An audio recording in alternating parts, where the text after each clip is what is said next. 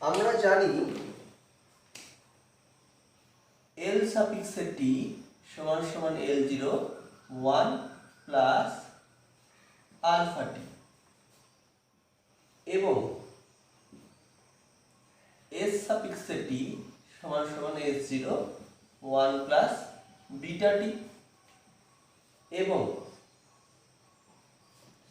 V সাফিক্সে t equal to V0 1 plus gamma t. এবং এছাড়াও আমরা কি জানি, এছাড়াও আমরা একটা গুরুত্বপূর্ণ সূত্র জানি 1 plus x two the power n সমান সমান 1 প্লাস n ইন্টু x কখন হবে, যখন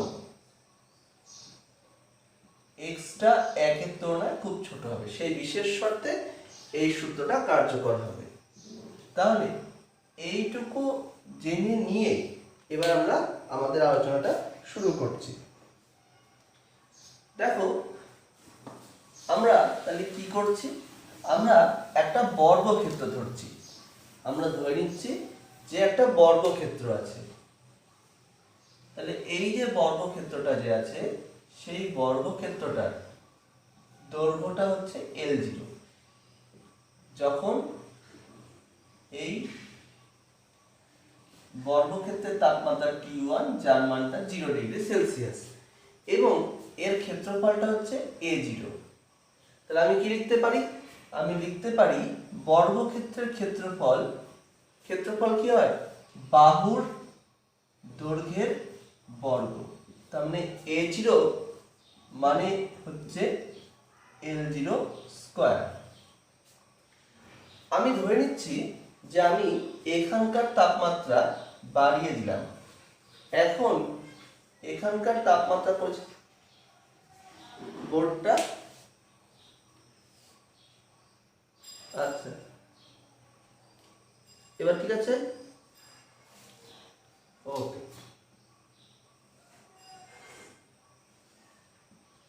এবার দেখো আমি কি করলাম, তাপমাত্রা করলাম T ডিগ্রি সেলসিয়াস। তার মানে আমি তাপমাত্রা বাড়িয়ে দিয়েছি। T2টা কি হয়েছে, বড় হয়েছে T1 এর সাপেক্ষে। তাহলে যেহেতু T2টা বড় হয়েছে তার মানে দৈর্ঘ্যটা বেড়ে যাবে।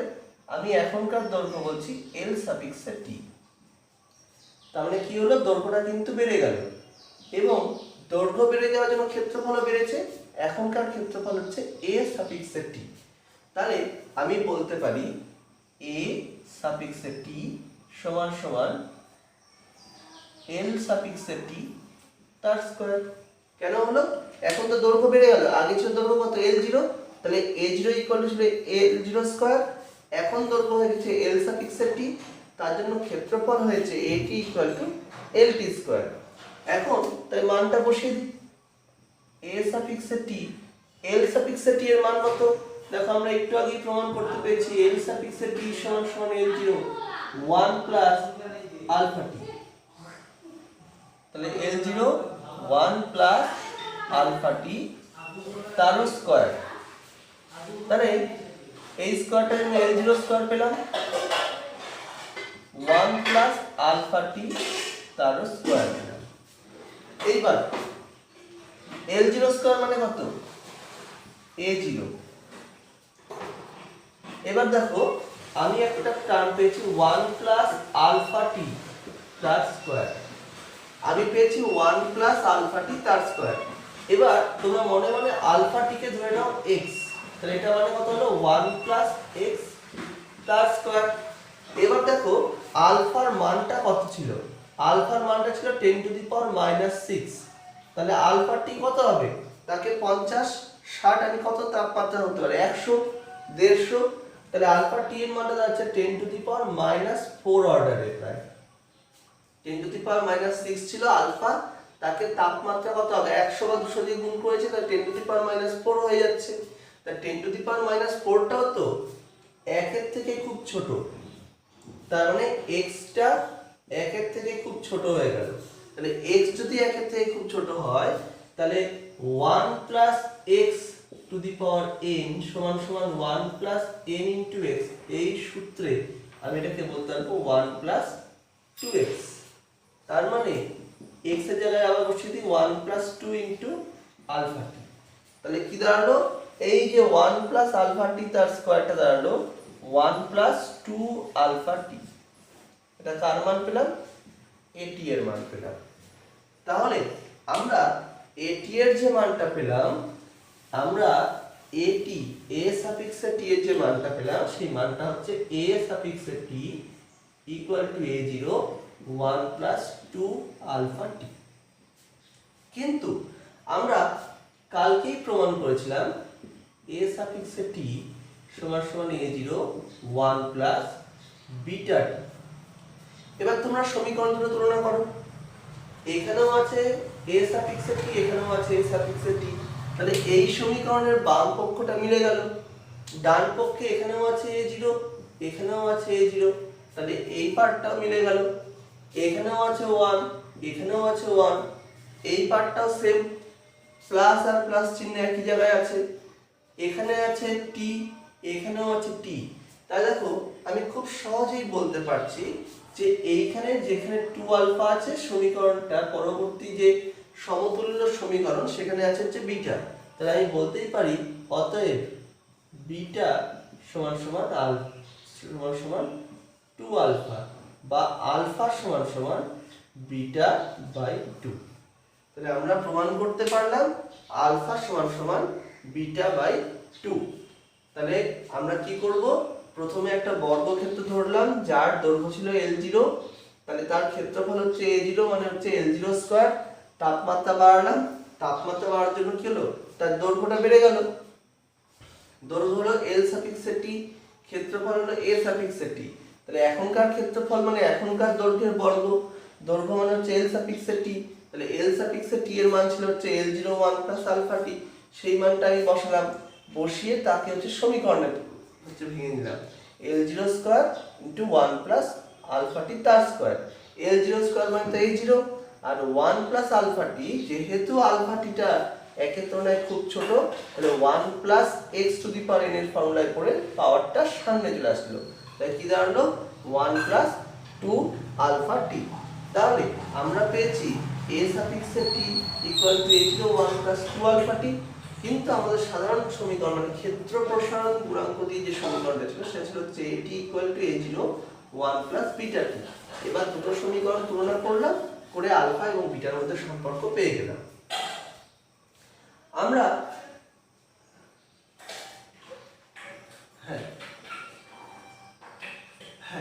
তোমরা লিখবে যে ধরো এটাকে তুমি দিলে হচ্ছে 1 নম্বর সমীকরণ, এটা দিলে 2 নম্বর সমীকরণ, তোমরা লিখবে 1 ও 2 নম্বর সমীকরণ তুলনা করে পাই, 1 ও 2 নম্বর সমীকরণ তুলনা করে পাই। ঠিক আছে,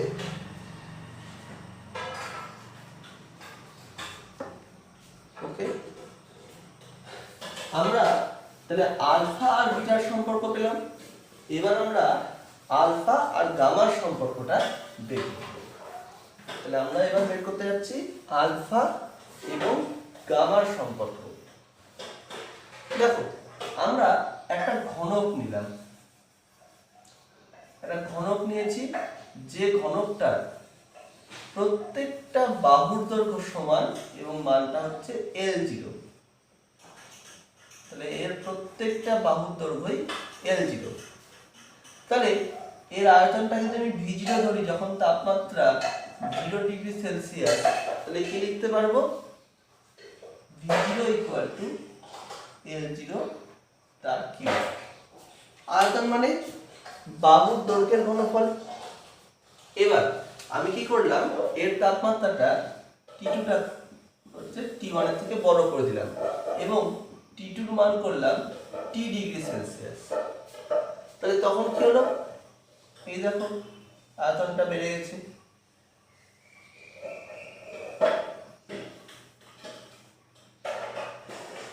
আয়তন বেড়ে গেছে, তার কারণটা হচ্ছে দৈর্ঘ্যগুলো বেড়ে গেছে। তাহলে এখনকার দৈর্ঘ্য হয়েছে L সাফিক্সে T।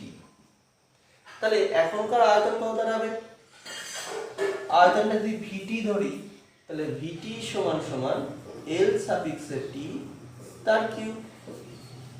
এবার L সাফিক্সে T এর মানটা কত, L0 1 প্লাস আলফা টি তার কি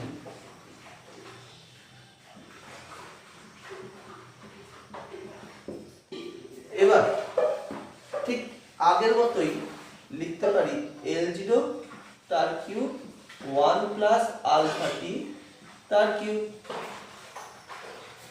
L0 কিউব মানে হচ্ছে V0। এবার থাকলো 1 plus alpha t to the power 3।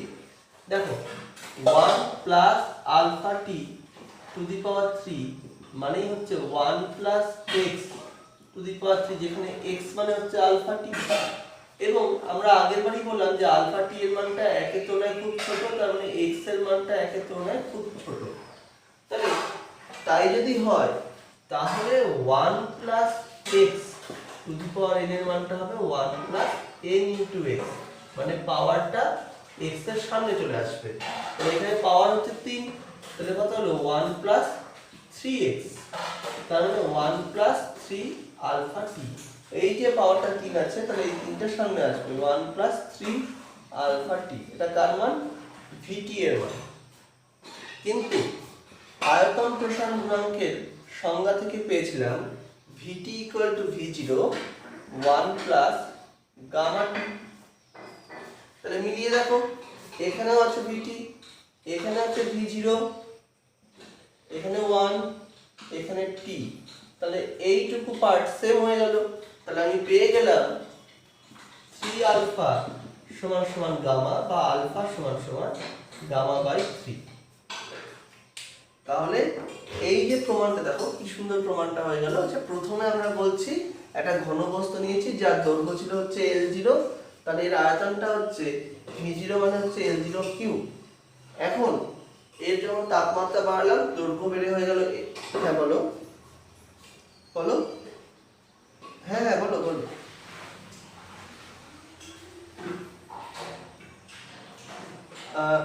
হ্যাঁ, তোমাদেরকে এই যে টোটালটা পারলাম, টোটালটা আমি একটা হচ্ছে কাগজে লিখে ছবি পাঠিয়ে দেবো। হ্যাঁ, তখন সেটা একসাথে তোমাদের করতে হবে। আমি তোমাদের পাঠিয়ে দেবো, আমি এক্ষুনি পাঠিয়ে দেবো। এইটা হওয়ার সঙ্গে সঙ্গে এইটা তোমাদের হয়ে যাবে, এবং এটা কিন্তু তোমাদেরকে দুবার প্র্যাকটিস করে আজকের মধ্যেই পাঠাতে হবে, ঠিক আছে?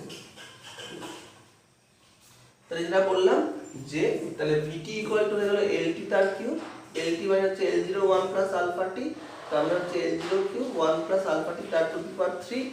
L0 কিউব মানে হচ্ছে v0, আর এই যে আলফা টি যেটা একটা খুব ছোট, তাহলে 1 প্লাস 3 আলফা টি হয়ে গেল। এই সমীকরণটাকে যখন আমি vt equal to v0 1 plus gamma t এর সঙ্গে তুলনা করলাম, তখন আমি পেয়ে গেলাম 3 আলফা মানে gamma, alpha equal to gamma by 3।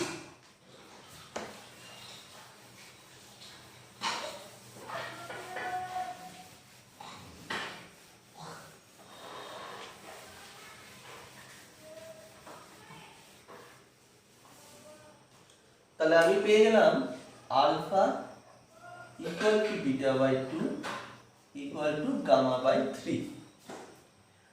আমি সম্পর্ক পেয়েছিলাম rho t equal to rho 0 1 minus gamma টি।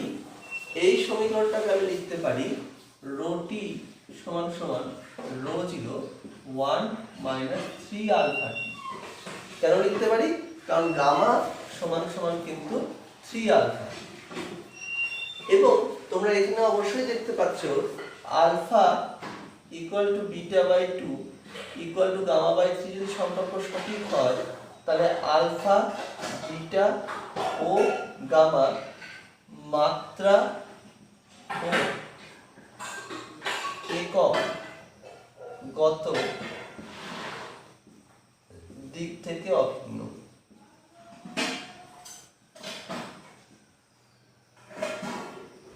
মাত্রা ও এককগত দিক থেকে অভিন্ন।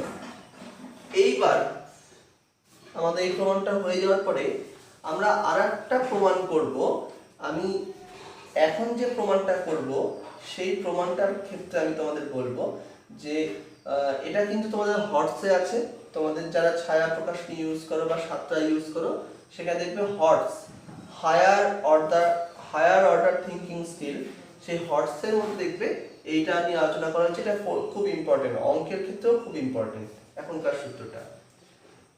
তো আমি এখন যেটা প্রমাণ করব তার জন্য যে সূত্রটা প্রয়োজন সেটা আগে একটু বলে দিই।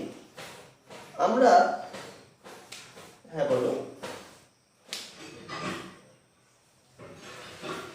ক্যালকুলাসটা যেহেতু তোমাদের আমি বোঝাইনি, ক্যালকুলাসটা আমি করাচ্ছি না। ক্যালকুলাসটা তোমাদের হচ্ছে এই তাপের পার্টটা শেষ হয়ে গেলেই আমি ক্যালকুলাসটা অনলাইনে বুঝাবো, তারপরেই আমি শুরু করবো। ক্যালকুলাসটা সোজা, ক্যালকুলাস দিয়ে করে তো 2 লাইনে হয়ে যাবে। দেখো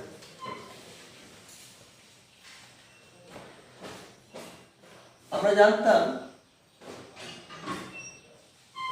L2 মাইনাস L1 সমান সমান L1 আলফা টি।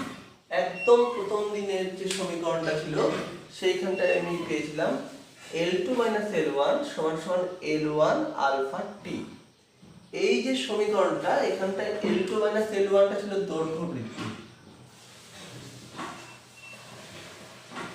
দৈর্ঘ্য বৃদ্ধি সমান সমান L1 মানে প্রাথমিক দৈর্ঘ্য ইনটু আলফা মানে ক্ষেত্র প্রসারণ গুণাঙ্ক into T2 minus T1। T আসলে ছিল হচ্ছে T2 মাইনাস T1 মানে দৈর্ঘ্যের আসলে ছিল হচ্ছে উষ্ণতার পরিবর্তন। তাহলে এই যে দৈর্ঘ্য প্রসারণ গুণাঙ্কটা যদি আলফা হয় এবং উষ্ণতার পরিবর্তন T2 মাইনাস T1 যাকে আমরা কি ধরছি যদি হয়, তাহলে দৈর্ঘ্য বৃদ্ধি ইকুয়াল টু হচ্ছে L1 alpha into T2 minus T1 হচ্ছে। এবার বলছি এটা ছিল আমাদের সূত্র, এটার আমরা প্রয়োগ করব। এখন আমরা আমাদের সমস্যা নিয়ে আলোচনা করি। আমাদের সমস্যাটা কি দেখো, দুটো ধাতব দণ্ড আছে, দুটো ধাতুর দণ্ড আছে যাদের মধ্যে একটার উপাদান হচ্ছে A, অন্যটার উপাদান হচ্ছে B। তাহলে আমি কি বললাম, A আর B দুটো ভিন্ন উপাদান। A আর B কিন্তু অবশ্যই ভিন্ন উপাদান। এবার উপাদান যখন ভিন্ন, তাহলে এই ভিন্ন উপাদানের ক্ষেত্রে যেটা হবে যে অবশ্যই তাদের দৈর্ঘ্য প্রসারণ গুণাঙ্কটাও ভিন্ন হবে। একজনের ক্ষেত্রে আলফা A, একজনের ক্ষেত্রে আলফা B। তাহলে কি হয়ে গেল, alpha A not equal to alpha B সমান না। কেন সমান না? তার কারণটা হচ্ছে যে উভয়ের উপাদানটাই ভিন্ন এবং প্রথম জনেরও তাপমাত্রা T1, দ্বিতীয় জন যেহেতু একই সাথে আছে ওরও তাপমাত্রা T1 মানে প্রাথমিক উষ্ণতা দুজনের সমান।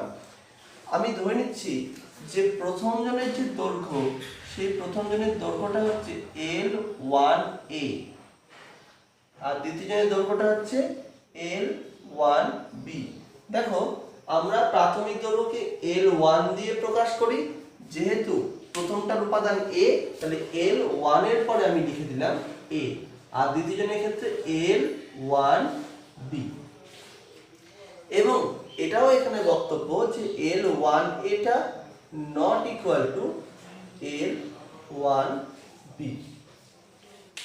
এখন আমার প্রশ্ন হচ্ছে যে দুটোর তো দৈর্ঘ্য সমান না, তাহলে একটা দৈর্ঘ্য বেশি একটা দৈর্ঘ্য কম, তাহলে এদের মধ্যে দৈর্ঘ্যের পার্থক্যটা কত আছে? এই যে এটা এইটুকু যে দৈর্ঘ্যের পার্থক্য সেইটুকু কত? তাই বড়টা থেকে যদি ছোটটা আমি বিয়োগ করি তাহলে আমি পার্থক্যটুকু পেয়ে যাচ্ছি। তাহলে এই যে দৈর্ঘ্যের পার্থক্য সেই দৈর্ঘ্যের পার্থক্য হচ্ছে L1B বড়টার দৈর্ঘ্য মাইনাস ছোটটার দৈর্ঘ্য L1A। এটা হচ্ছে দৈর্ঘ্যের পার্থক্য। কখন? এই দৈর্ঘ্যের পার্থক্যটা হচ্ছে T1 উষ্ণতায়। উষ্ণতা যখন T1 সেই সময় এটা হচ্ছে পার্থক্য। এখন আমি কি করলাম, এই গোটা সংস্থাটার তাপমাত্রা বাড়িয়ে দিলাম। তাই যখনই আমি তাপমাত্রা বাড়িয়ে T2 করলাম, আমি তাপমাত্রা করে দিয়েছি T2, যেখানটায় T2টা হচ্ছে গ্রেটার দেন T1। তার মানে আমি কি করেছি, আমি তাপমাত্রা বাড়িয়ে দিয়েছি। সহজ ব্যাপার, আমি দুটো ধাতব দণ্ড ছিল, তাদের তাপমাত্রা ছিল T1, আমি এখন তাদের তাপমাত্রা বাড়িয়ে T2 করলাম। যেহেতু ওদের তাপমাত্রা আমি বাড়িয়ে দিয়েছি সেহেতু কি হচ্ছে যে ওদের দৈর্ঘ্যটা পরিবর্তিত হবে এবং দৈর্ঘ্যটা বৃদ্ধি পেয়ে যাবে। তাহলে এখন প্রথম দণ্ডটার দৈর্ঘ্যটা বেড়ে গেল, বেড়ে কত হলো এল। এবার খেয়াল করো, প্রথমে যদি দৈর্ঘ্যটাকে আমি L1 বলি তাহলে পরের দৈর্ঘ্যটাকে কি বলবো L2। কার ক্ষেত্রে? এ ধাতুর ক্ষেত্রে, তাহলে L2A, সেই জন্য আমি লিখলাম L2A। এটা হচ্ছে প্রথম জনের পরিবর্তিত দৈর্ঘ্য। এবং দ্বিতীয় জনের ক্ষেত্রেও দৈর্ঘ্যটার পরিবর্তন হবে, সেটা বলছে L2, দ্বিতীয়টা হচ্ছে কি B, তাহলে L2 সাফিক্সে B, তাহলে এর দৈর্ঘ্য হচ্ছে L2B। তাহলে যখন তাপমাত্রা আমি T1 থেকে বাড়িয়ে T2 করলাম, দুজনেরই দৈর্ঘ্যটা বেড়ে গেল, বেড়ে এখন ওদের মধ্যে দৈর্ঘ্য হয়ে গেল হচ্ছে একজনের হচ্ছে L2A, একজনের L2B। তাহলে এখন অর্থাৎ যখন T2 উষ্ণতা হয়ে গেল, সেই উষ্ণতায় ওদের দৈর্ঘ্যের অন্তরফলটা কত? এই যে এইটুকু হচ্ছে দৈর্ঘ্যের অন্তরফল। আবার একই ব্যাপার, বড়টা মাইনাস ছোটটা, একজনের দৈর্ঘ্য কত L2B, একজনের কত L2A। তাহলে T1 উষ্ণতায় ওদের দৈর্ঘ্যের অন্তরফল ছিল L1B মাইনাস L1A, আর T2 উষ্ণতায় ওদের দৈর্ঘ্যের পার্থক্য হলো L2B মাইনাস L2A। তাহলে এখন আমি বলছি আমাদের সমস্যা বলছে শর্তটা কি হলে, কোন শর্তে যে কোনো তাপমাত্রাতেই, তাপমাত্রা যাই হোক না কেন, ওদের যে দৈর্ঘ্যের অন্তরফলটা সে সর্বদা একই থাকবে। আমি আবার বলছি, বলছে দুটো ভিন্ন ধাতব দণ্ডের ক্ষেত্রে, দুটো ভিন্ন উপাদানে তৈরি ভিন্ন দৈর্ঘ্যের ধাতব দণ্ডের ক্ষেত্রে কোন শর্তে সকল উষ্ণতায় দৈর্ঘ্যের অন্তর অভিন্ন থাকবে। আমি আবার বলছি, কোন বিশেষ শর্তে ভিন্ন উপাদান ও ভিন্ন প্রাথমিক দৈর্ঘ্য বিশিষ্ট দুটি দণ্ডের বা দুটি পৃথক দণ্ডের সকল উষ্ণতায়, মানে উষ্ণতা আমি যাই রাখি না কেন, সকল উষ্ণতায় দৈর্ঘ্যের পার্থক্য অভিন্ন থাকবে। এটাই হচ্ছে আমাদের আজকের প্রশ্ন এখনকার। তাহলে এই প্রশ্নের উত্তরটা কি হবে? দেখো আমি কি পেলাম, আমি পেলাম T1 উষ্ণতায় দৈর্ঘ্যের পার্থক্য পেয়েছি, T2 উষ্ণতায়ও দৈর্ঘ্যের পার্থক্য পেয়েছি। এখন কি বলেছে যে কোন শর্তে এই দৈর্ঘ্যের পার্থক্যগুলো অভিন্ন থাকবে, মানে একই থাকবে। তাহলে আমি সেই শর্তটাই এখানে বসিয়ে দিই। তাহলে যেহেতু বলেছে যে কোন শর্তে এই দৈর্ঘ্যের অন্তরফলটা অভিন্ন থাকবে, মানে প্রথমে যা দৈর্ঘ্যের পার্থক্য ছিল এবং পরের দৈর্ঘ্যের পার্থক্যটা একই থাকবে, অর্থাৎ L2B মাইনাস L2A, এটা হচ্ছে পরের দৈর্ঘ্যের পার্থক্য, সমান সমান হবে প্রথমের দৈর্ঘ্যের পার্থক্য। এইটারই শর্তটা ওরা চেয়েছে। এবার দেখো খেয়াল করে, এখানে আছে L2B, এখানে আছে L1B, এখানে দেখো B উপাদানেরটা এখানে আছে আর এখানে আছে B উপাদান, ঠিক তেমনভাবে এখানেও আছে A উপাদান, এখানেও আছে A উপাদান। আমরা কি করব, একই ধরনের উপাদানগুলোকে একদিকে নিয়ে যাব। তাহলে আমি বলতে পারছি L2B মাইনাস L1B সমান সমান L2A মাইনাস L1। এবার আমি সবাইকেই বলবো যে এইখানকার ফর্মটা, এই যে বাম দিকের যে ফর্মটা, এখানে বি যে লেখা আছে বা এখানে যে ডান দিকে এ লেখা আছে, এই এ বা বি কে তোমরা কিছুক্ষণের জন্য যদি ভুলে যাও, তাহলে তুমি পেয়ে যাবে এখানে আছে হচ্ছে L2 minus L1। L2 minus L1 দেখো এখানে লিখেছি, L2 মাইনাস L1 মানে দৈর্ঘ্য বৃদ্ধি, যেটা কার উপর নির্ভর করে, প্রাথমিক দৈর্ঘ্য, দৈর্ঘ্য প্রসারণ গুণাঙ্ক এবং উষ্ণতার পরিবর্তন। আমাদের এখনকার সমস্যার ক্ষেত্রে উষ্ণতার পরিবর্তন T মানে হচ্ছে T2 মাইনাস T1। এবার আমি একটু বলি, তাহলে এবার আমি কি বলছি, এখানে আছে L2B মাইনাস L1B, তার মানে এখানে বলতে চেয়েছে B উপাদানের ক্ষেত্রে, B বলে যে উপাদানটা আছে দ্বিতীয় ধাতুটা, তার ক্ষেত্রে দৈর্ঘ্য বৃদ্ধি। তাহলে B উপাদানের প্রাথমিক দৈর্ঘ্য কত ছিল, L1B। B উপাদানের দৈর্ঘ্য প্রসারণ গুণাঙ্ক আলফা B।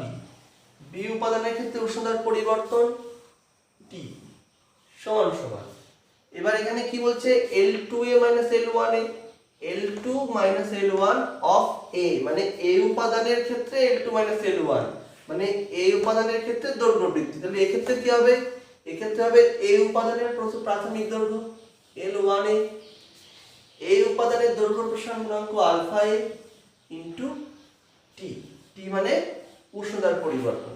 তাহলে দেখো দুদিকেই তো উষ্ণতার পরিবর্তন সমান ছিল, তাই টি গুলোকে ক্যান্সেল করলাম। তাহলে আমি কি পেয়ে গেলাম, L1B আলফা B সমান সমান L1A আলফা A। তাহলে এইটাই হচ্ছে শর্ত। এই শর্তে তোমাদের যে কোনো দুটো উপাদান নাও, ভিন্ন ভিন্ন উপাদানের ভিন্ন ভিন্ন দৈর্ঘ্যের, তাদের দৈর্ঘ্যের পার্থক্যটা যে কোনো তাপমাত্রাতেই অভিন্ন থাকবে, এবং এই সমীকরণটাকে আমি বলতে পারি L ইন্টু আলফা সমান সমান ধ্রুবক। দেখো তোমরা বয়লের সূত্রে পেয়েছিলে পিভি যখন ধ্রুবক তখন P1 V1 সমান সমান P2 V2 সমান সমান P3 V3, ঠিক তেমন ভাবে এখানে বলতে পারি L ও আলফার গুণফলটা অভিন্ন থাকছে, একই থাকছে। তাহলে L ও আলফার গুণফলটা ধ্রুবক, তাহলে L proportional to 1 by alpha, L proportional to 1 by, হ্যাঁ আবার বলছি, কোন জায়গাটা বলো, প্রথম থেকে বলবো তৃপ্তেশ?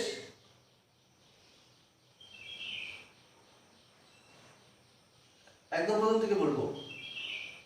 আচ্ছা বলছি, দেখো যে আমাদের A বলে যে উপাদান, সেই A উপাদানের প্রাথমিক দৈর্ঘ্য ছিল হচ্ছে L1A, আর B বলে যে, হ্যাঁ বলো বলো, হ্যাঁ আমি এটি প্রথম থেকেই বলছি, আমি প্রথম থেকেই বলছি, এখন আমি আমি আবার প্রথম থেকে বলছি।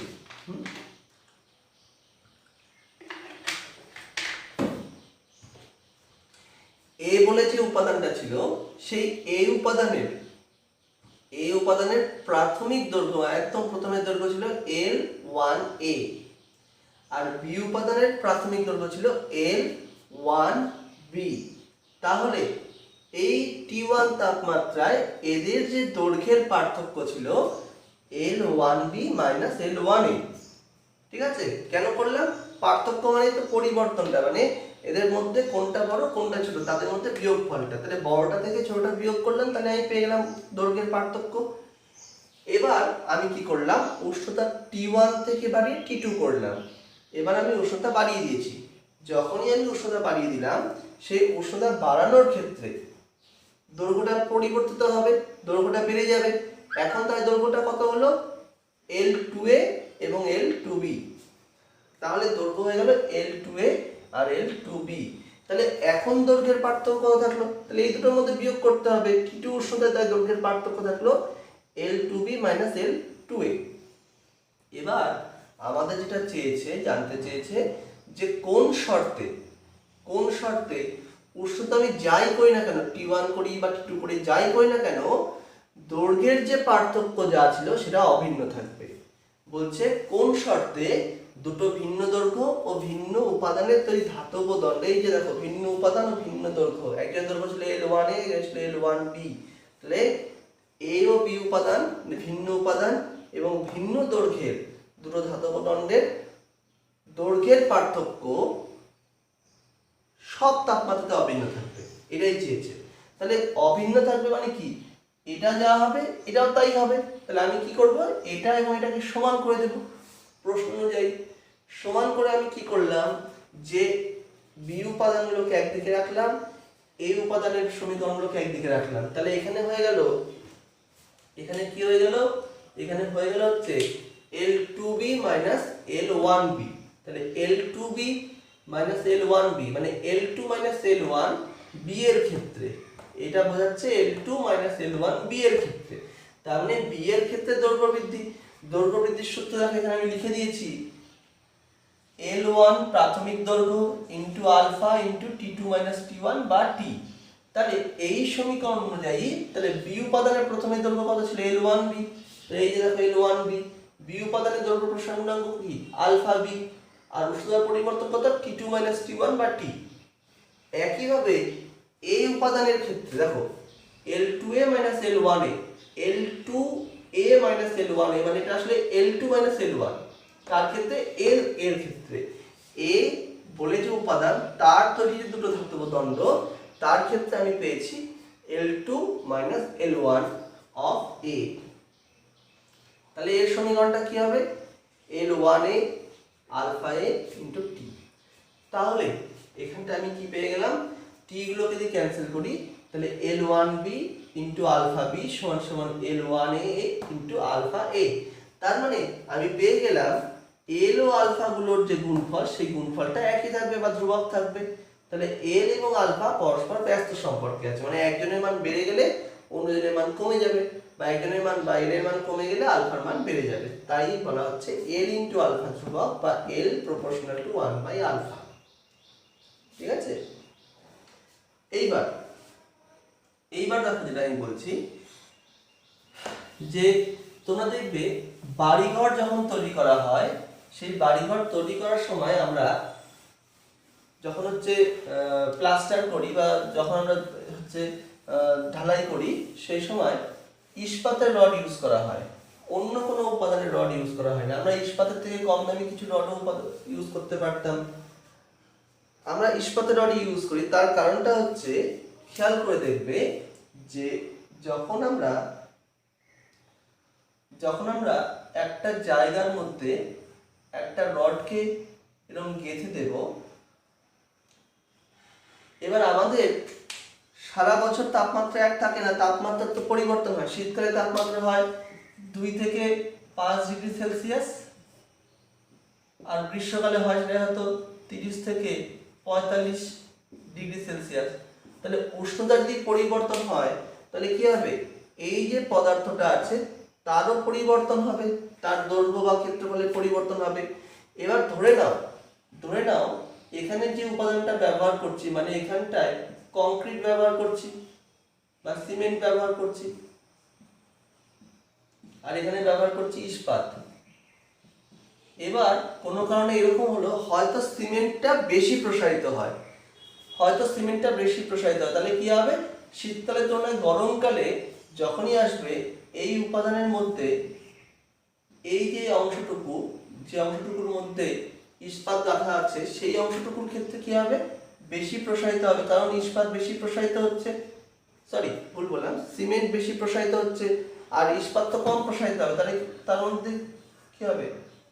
একজন অল্প প্রসারিত হলো, একজন বেশি প্রসারিত হলো, তাহলে কি হবে? এখানে দেখো গ্যাপ থেকে যাবে। এখানে গ্যাপ থেকে গেলে কি হবে? আমাদের বাড়িঘরের মধ্যে থেকেই হচ্ছে রডগুলো খুলে যাবে এবং বাড়িঘর দুর্বল হয়ে যাবে। তাহলে আর সমস্যা হতে পারে যে ধরে নাও এটাও হতে পারে যে না, ইস্পাতই বেশি প্রসারিত হলো। তাহলে ইস্পাত যদি বেশি প্রসারিত হয় তাহলে এখানটা শীতকালের তুলনায় গরমকালে কি হচ্ছে? যা গ্যাপ ছিল তা অল্প প্রসারিত হলো, কিন্তু ইস্পাত কি হচ্ছে? ইস্পাত বেশি প্রসারিত হবে। বেশি প্রসারিত হলে কি হবে? এই জায়গাগুলোকে ফাটল ধরিয়ে দেবে। ফাটল ধরিয়ে দিলে কি হবে? দুর্বল হয়ে যাবে, তাহলে স্ট্রাকচারটা সহজে ভেঙে যাবে। কিন্তু সিমেন্ট আর ইস্পাত দুটোর মধ্যে একটা সুবিধা হচ্ছে যে এদের যে দৈর্ঘ্য প্রসারণ গুণাঙ্ক alpha of cement, alpha of ইস্পাত আই দুটো সমান, আলফা সি এবং আলফা আইটা একদম সমান না, প্রায় সমান।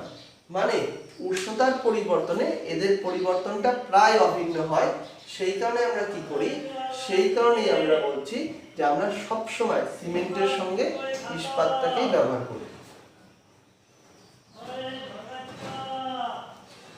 আরেকটা ব্যাপার হচ্ছে যে তোমরা খেয়াল করে দেখবে যে অনেক সময় কাচের মধ্যে প্ল্যাটিনামকেই শুধুমাত্র সিল করা হয়।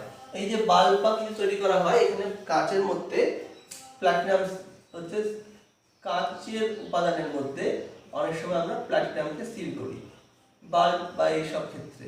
এরও কারণ কিন্তু একই, যে উভয়ের দৈর্ঘ্য প্রসারণ গুণাঙ্কের মানটা প্রায় সমান। সেই কারণে কাচের মধ্যে অন্য কিছু দিলে সে ফেটে যেতে পারে, কিন্তু প্ল্যাটিনাম ব্যবহার করলে কাঁচ ফেটে যাবে না, দুজন একইভাবে প্রসারিত হবে। আরেকটা কথা বলছি, আরেকটা হচ্ছে জায়গা আছে যে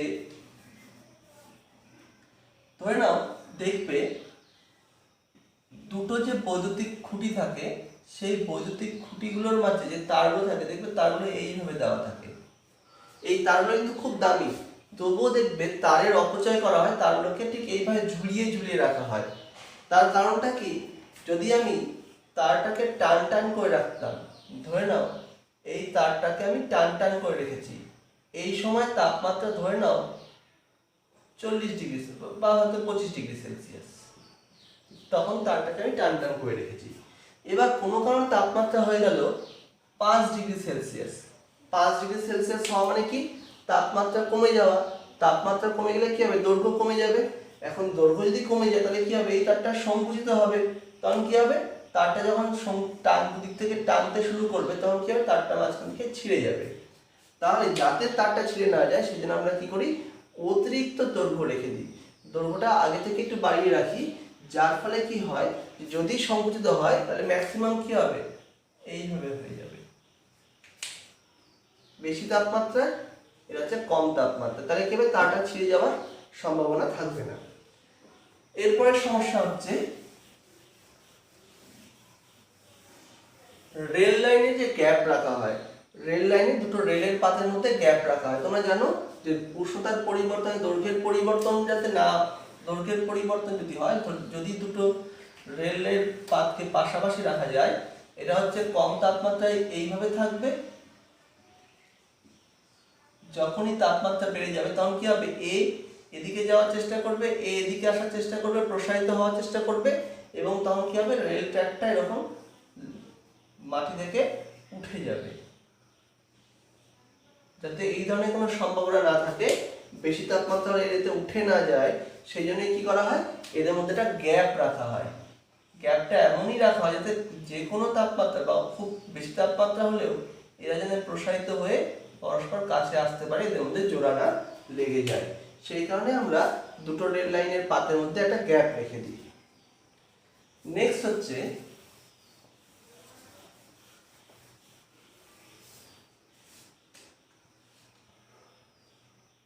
ফায়ার অ্যালার্ম। আমি জানি তোমরা ছোটবেলায় অনেকেই আছো যা এই ফায়ার অ্যালার্ম তৈরি করেছো। ফায়ার অ্যালার্মে আমরা ব্যবহার করি তাপ যুগ্ম বা দ্বিধাতব পাত। দ্বিধাতব পাত, দেখো দ্বি মানে দুই, ধাতব মানে দুটো ধাতুর পাত। কিরকম ব্যাপারটা থাকে,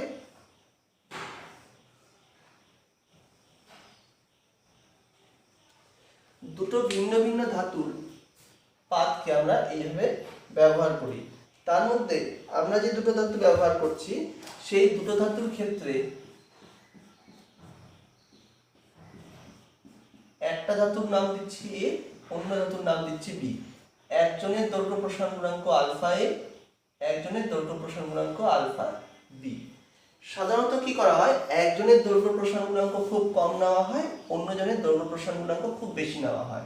তার মানে আমি ধরে নিলাম আলফা এটা লেস দেন আলফা বি, এটা আমি ধরে নিলাম, ধরি।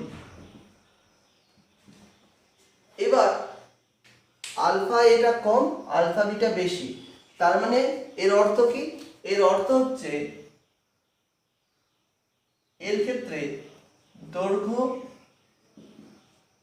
বৃদ্ধি, দৈর্ঘ্যের যে বৃদ্ধি সেটা কি হবে, কম হবে।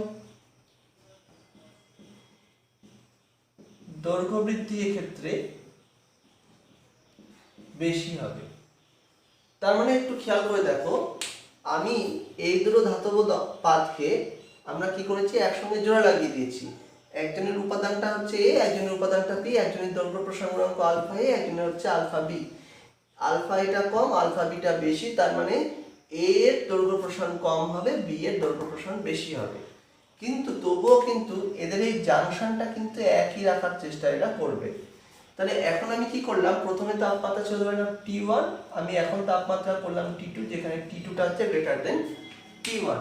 তার মানে আমি তাপমাত্রা বাড়িয়েছি, তার মানে কি হবে, এই ধাতুটাও প্রসারিত হবে, এই ধাতুটার পাতটা প্রসারিত হবে, এই দুটো পাতই প্রসারিত হবে।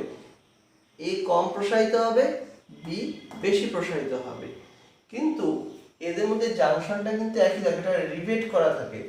তাহলে এবার কি করা হচ্ছে, এবার তাহলে কি কখন এই ঘটনাটা সম্ভব? তাহলে কি বলছে, এই অবস্থায় কি হবে,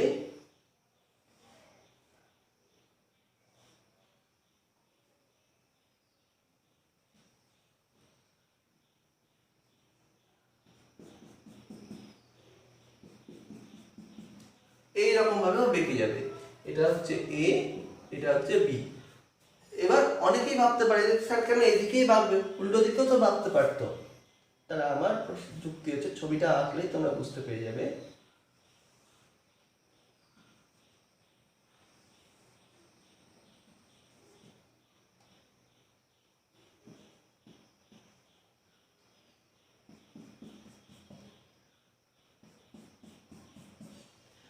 এখানটা দেখো, উষ্ণতা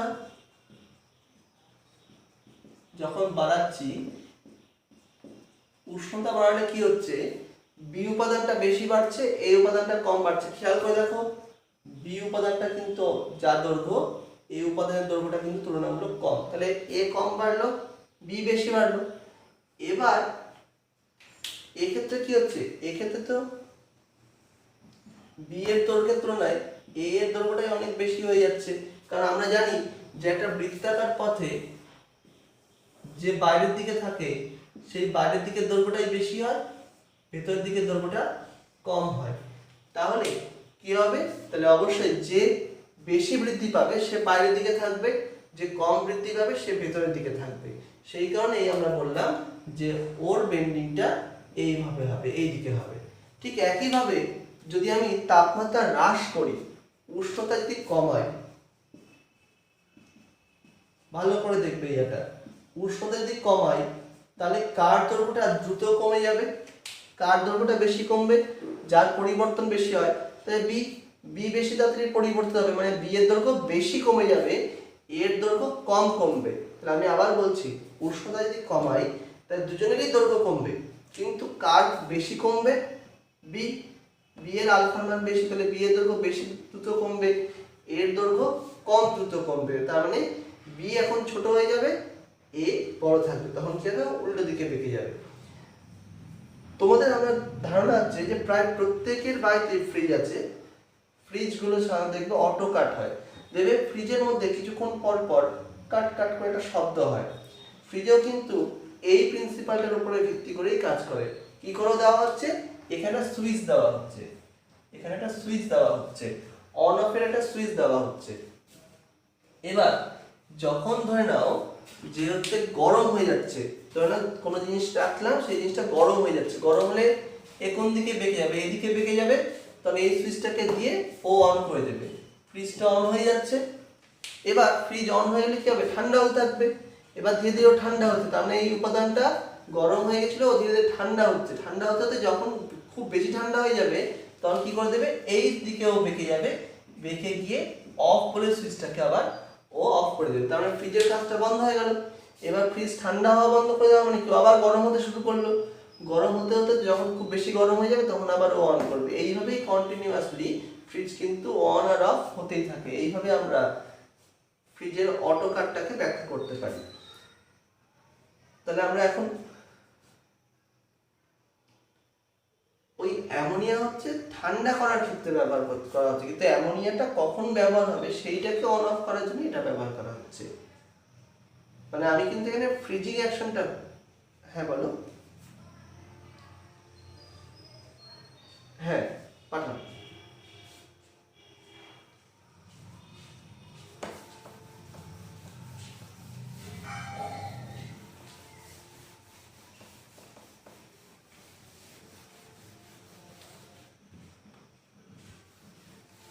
আচ্ছা, আমাদের দৈর্ঘ্য প্রসারণ বলে যে চ্যাপ্টারটা আছে, সেই দৈর্ঘ্যের হচ্ছে কঠিন পদার্থের দৈর্ঘ্য প্রসারণ বলছি, কঠিন পদার্থের প্রসারণের ব্যাপারটা আজকে এখনই শেষ হয়ে গেল।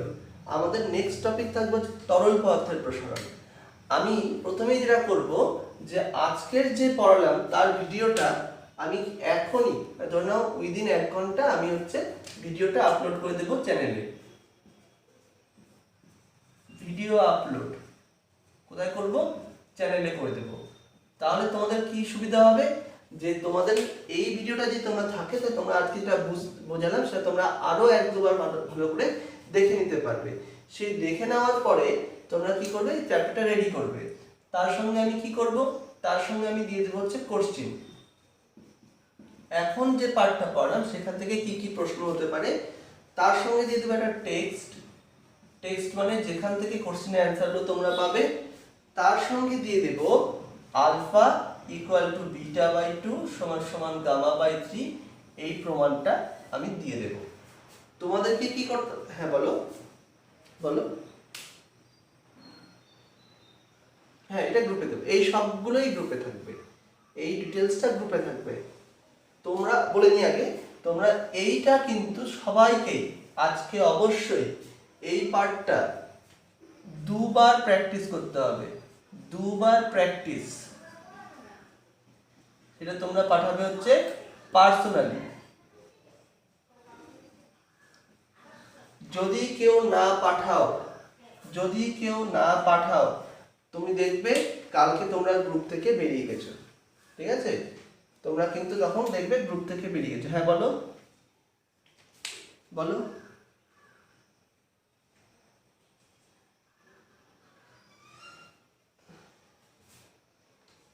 হ্যাঁ এবং যাদের দৈর্ঘ্যের মানে দৈর্ঘ্য প্রসার, না না না আমি বলিনি, ব্যাপারটা বলি। ব্যাপারটা কি করা হয়, এমনই দুটো উপাদান ব্যবহার করা হয় যে দুটো উপাদানকে রিবেট করা সহজ, রিবেট করা সহজ, এবং যাদের দৈর্ঘ্য প্রসারণের যে অন্তরটা খুব বেশি হবে। কারণ দৈর্ঘ্য প্রসারণের অন্তরটি খুব কম হয় তাহলে বেশি বাঁকবে না, অল্প বাঁকবে, অল্প করে বাঁকবে। কিন্তু যখনই দৈর্ঘ্য প্রসারণ গুণাঙ্কের পার্থক্য খুব বেশি হবে, কি হবে, অনেকটা বেশি বাঁকবে। তাহলে কি হবে, সুবিধাজনক সেটা, ঠিক আছে? মানে একজনের আলফার মান খুব বেশি নেওয়া হয়, একজনের আলফার মান খুব কম নেওয়া হয়। আরেকটা কথা একটু বলে দিই, হ্যাঁ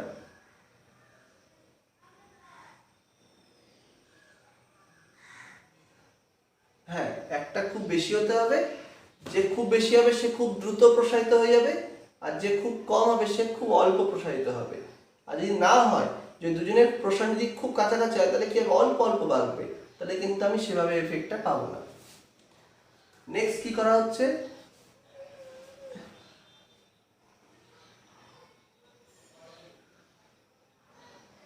হ্যাঁ দেখো আমরা একদিকে সব দিকেই বাড়বে, কিন্তু আমরা কি করছি, আমরা যেহেতু দৈর্ঘ্যটা বেশি নিচ্ছি, দৈর্ঘ্যটা খুব বেশি নেওয়া হয়, প্রস্থটা খুব কম নেওয়া হয়। তোমরা তো জানো L2 minus L1 proportional to কি ছিল, L1, R L2 minus L1 proportional to কি ছিল, T2 মাইনাস T1।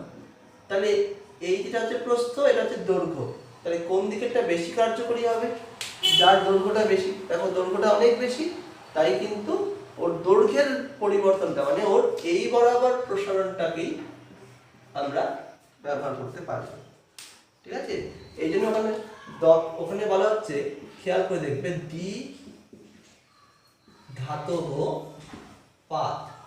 আমরা তো বলতেই পারতাম দ্বি ধাতব দণ্ড, আমরা দণ্ড না বলে পাত বলছি। পাত মানে কি জানো তো, পাত মানে হচ্ছে পৃষ্ঠা, একটা পৃষ্ঠা।